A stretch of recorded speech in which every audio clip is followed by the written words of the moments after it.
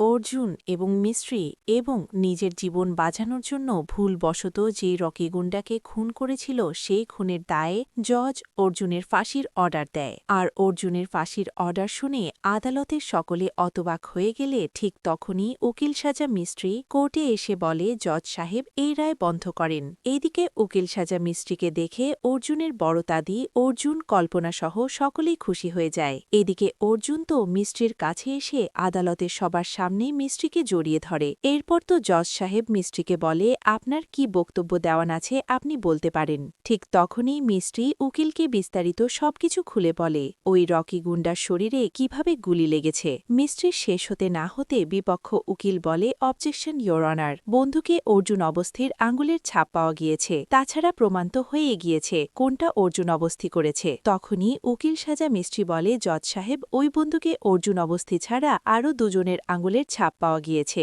যে মারা গিয়েছে তার আর আমার। এরপর তো মিস্ত্রি জজ সাহেবকে বলে জজ সাহেব আমি কি আদালতে কিছু করে দেখে সত্য প্রমাণ বের করতে পারবো। তখনই জজ সাহেব বলে আপনাকে একটা সুযোগ দেওয়া হলো। ঠিক তখনই মিস্ত্রি আদালতের টেবিলের ড্রয়ার থেকে একটা বন্দুক বের করে নকল অনুপ্রিয়ার দিকে নিশানা করে ধরলে নকল অনুপ্রিয়া তো একদম ভয় পেয়ে যায়। সেই সাথে আদালতের সকলেই হতবাক হয়ে যায়। মিস্ত্রি নকল অনুপ্রিয়ার দিকে বন্দুকটা নিশানা করে ধরে এবং সেই সাথে বলে পিয়া তোর জন্যই সবকিছু হয়েছে, তোকে আমি জানে মেরে ফেলব।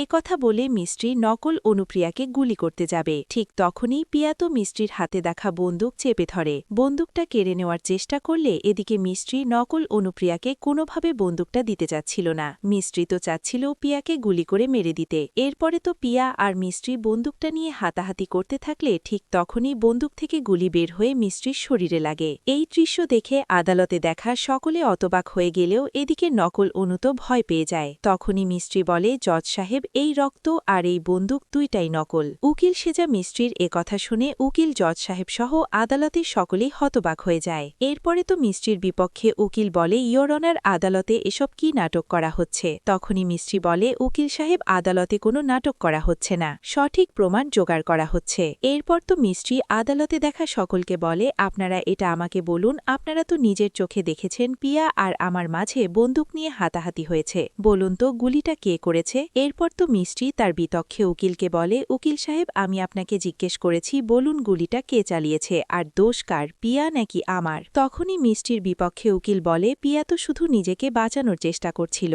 তখনই মিস্ত্রি বলে উকিল সাহেব আপনি একদম ঠিক বলেছেন, ওই দিন ও রকিগুন্ডা যেদিন গুলি খেয়ে মারা গিয়েছিল সেদিন শুধু অর্জুন অবস্থি নিজেকে এবং তার ফ্যামিলিকে বাঁচানোর চেষ্টা করেছিল। জজ সাহেব এটাই আমি আপনাকে বোঝানোর চেষ্টা করেছিলাম। ইয়োর অনার আমার মক্কেল অর্জুন অবস্থি নির্দোষ। সকলে মিস্ত্রির কথা শুনে খুশি হয়ে হাতে তালি দিতে থাকলে ঠিক তখনই জজ সাহেব বলে আপনারা শান্ত হয়ে বসুন, আমি এই কেসের রায় জানিয়ে দিচ্ছি। এরপরে জজ সাহেব বলে সব সাক্ষী প্রমাণের ভিত্তি করে এটাই প্রমাণ হয় যে অর্জুন অবস্থি একদম নির্দোষ। আদালত তাকে বেকসুর খালাস জানাচ্ছে।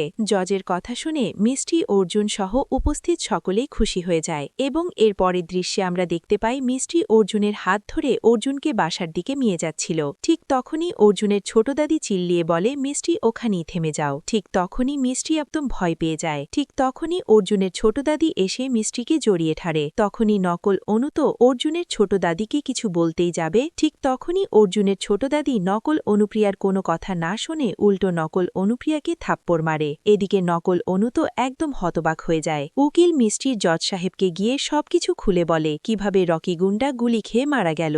এরপরে তো মিস্ত্রির কথা শেষ হতে না হতে বিপক্ষ উকিল বলে অবজেকশন ইয়োর অনার, বন্দুকে অর্জুন অবস্থির আঙুলের ছাপ পাওয়া গিয়েছে, তাছাড়া প্রমাণ তো হয়েই গিয়েছে কোনটা অর্জুন অবস্থি করেছে। তখনই বুকির সাজা মিস্ত্রি বলে জজ সাহেব ওই বন্দুকে অর্জুন অবস্থি ছাড়া আরও দুজনের আঙুলের ছাপ পাওয়া গিয়েছে, যে মারা গিয়েছে তার আর আমার। এরপর তো মিস্ত্রি জজ সাহেবকে বলে জজ সাহেব আমি কি আদালতে কিছু করে দেখে সত্য প্রমাণ বের করতে পারবো। তখনই জজ সাহেব বলে আপনাকে একটা সুযোগ দেওয়া হলো। ঠিক তখনই মিস্ত্রি আদালতের টেবিলের ড্রয়ার থেকে একটা বন্দুক বের করে নকল অনুপ্রিয়ার দিকে নিশানা করে ধরলে নকল অনুপ্রিয়া তো একদম ভয় পেয়ে যায়। সেই সাথে আদালতের সকলেই হতবাক হয়ে যায়। মিস্ত্রি নকল অনুপ্রিয়ার দিকে বন্দুকটা নিশানা করে ধরে এবং সেই সাথে বলে পিয়া তোর জন্যই সবকিছু হয়েছে, তোকে আমি জানে মেরে ফেলব।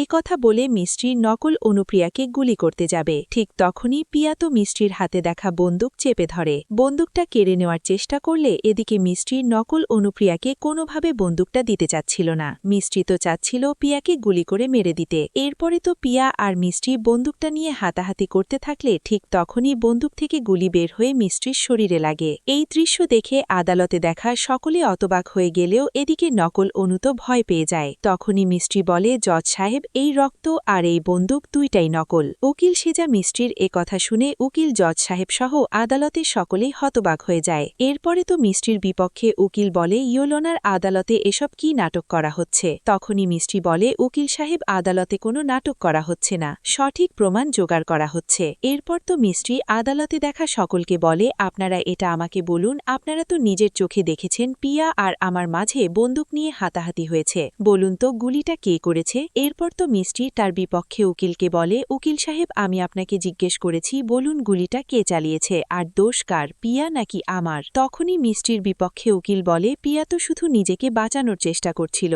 তখনই মিষ্টি বলে, উকিল সাহেব, আপনি একদম ঠিক বলেছেন, ওই দিন ও রকিগুন্ডা যেদিন গুলি খেয়ে মারা গিয়েছিল সেদিন শুধু অর্জুন অবস্থায় নিজেকে এবং তার ফ্যামিলিকে বাঁচানোর চেষ্টা করেছিল। জজ সাহেব, এটাই আমি আপনাকে বোঝানোর চেষ্টা করেছিলাম। ইয়োর অনার, আমার মক্কেল অর্জুন অবস্থায় নির্দোষ। সকলে মিষ্টির কথা শুনে খুশি হয়ে হাতে তালি দিতে থাকলে ঠিক তখনই জজ সাহেব বলে, আপনারা শান্ত হয়ে বসুন, আমি এই কেসের রায় জানিয়ে দিচ্ছি। এরপরে জজ সাহেব বলে, সব সাক্ষী প্রমাণের ভিত্তি করে এটাই প্রমাণ হয় যে অর্জুন অবস্থি একদম নির্দোষ। আদালত তাকে বেকসুর খালাস জানাচ্ছে। জজের কথা শুনে মিষ্টি, অর্জুন সহ উপস্থিত সকলেই খুশি হয়ে যায় এবং এর পরের দৃশ্যে আমরা দেখতে পাই মিষ্টি অর্জুনের হাত ধরে অর্জুনকে বাসার দিকে নিয়ে যাচ্ছিল। ঠিক তখনই অর্জুনের ছোট দাদি চিল্লিয়ে বলে, মিষ্টি, ওখানেই থেমে যাও। ঠিক তখনই মিষ্টি একদম ভয় পেয়ে যায়। ঠিক তখনই অর্জুনের ছোট দাদি এসে মিষ্টিকে জড়িয়ে ধরে। তখনই নকল অনু তো অর্জুনের ছোট দাদিকে কিছু বলতেই যাবে, ঠিক তখনই অর্জুনের ছোট দাদি নকল অনুপ্রিয়ার কোনো কথা না শুনে উল্টো নকল অনুপ্রিয়াকে থাপ্পড় মারে। এদিকে নকল অনু তো একদম হতবাক হয়ে যায়। সো ভিউয়ার্স, এই ছিল ধারাবাহিক নাটকের 240তম এপিসোডের সুন্দর একটি এক্সপ্লেনেশন। তো আপনাদের কাছে এই ভিডিওটি কেমন লাগলো অবশ্যই কমেন্টে জানাবেন এবং সেই সাথে পরবর্তী ভিডিও সলিউশনটি সবার আগে দেখার জন্য তো অবশ্যই গাইজ আমার ইউটিউব চ্যানেলটা সাবস্ক্রাইব করে আমার সাথেই থাকবেন।